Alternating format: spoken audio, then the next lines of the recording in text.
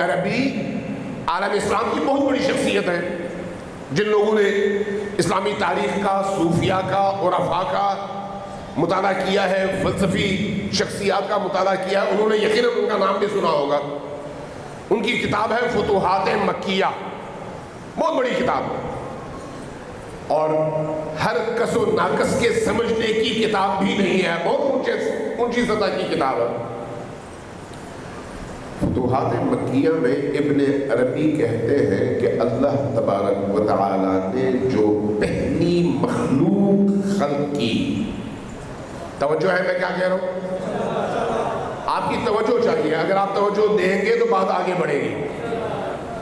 جو پہلی مخلوق خلق کی، آپ ذرا تصور کیجئے، ایک وقت ایسا تھا جب اللہ کے علاوہ کچھ بھی نہیں تھا، چونکہ اللہ ازلی ہے، جس کی کوئی ابتدا نہیں ہے، لیکن باقی جتنی بھی مخلوقات ہیں ان کی ابتدا ہے۔ اللہ ایک ایسے وقت میں جب کچھ بھی نہیں تھا، حتیٰ یہ جو ہم کہتے ہیں کچھ، یہ کچھ بھی نہیں تھا، وہ وقت جب اللہ نے ارادہ کیا خلق کرنے کا تو کیا کیا؟ اول ما خلق اللہ نوری، سب سے پہلی چیز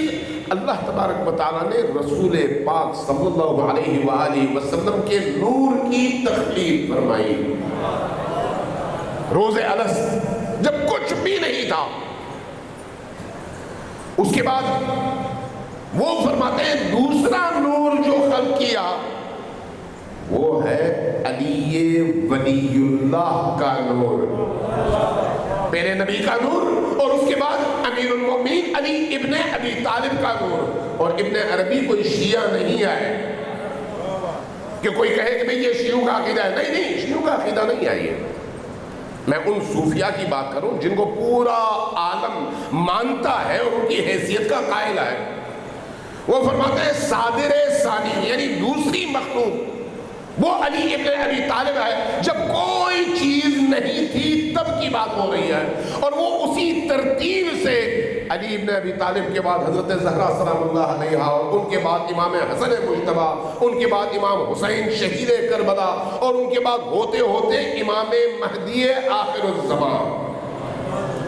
تخلیق کے اعتبار سے درجہ بدرجہ باقی تمام مخلوقات ان ہستیوں کے بعد۔ اب آپ آئیے روایات اور احادیث کی طرف۔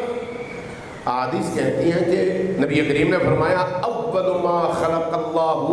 نوری، سب سے پہلی چیز جس کو اللہ نے خلق فرمایا وہ میرا نور ہے،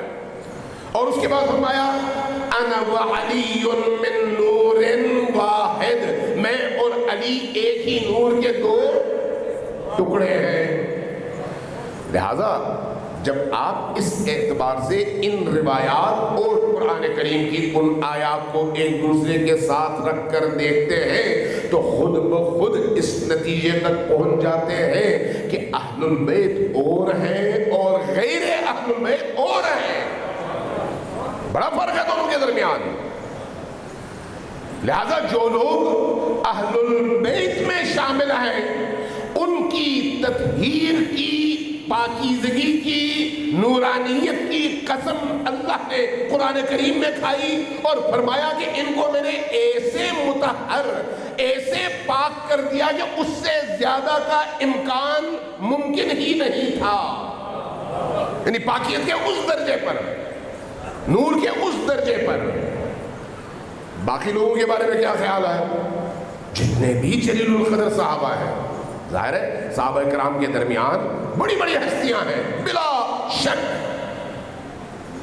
اور نبی سے نسبت کی وجہ سے ان جلیل القدر اور پاکیزہ صحابہ کرام کے قدموں کی خاک ہماری آنکھوں کا سرما ہے، احترام اور تقدس کے لحاظ سے، لیکن مقابلہ کوئی نہیں ہے، مقابلہ کوئی نہیں ہے۔ ہاں صحابہ کرام کے درمیان آپ مقابلہ کر سکتے ہیں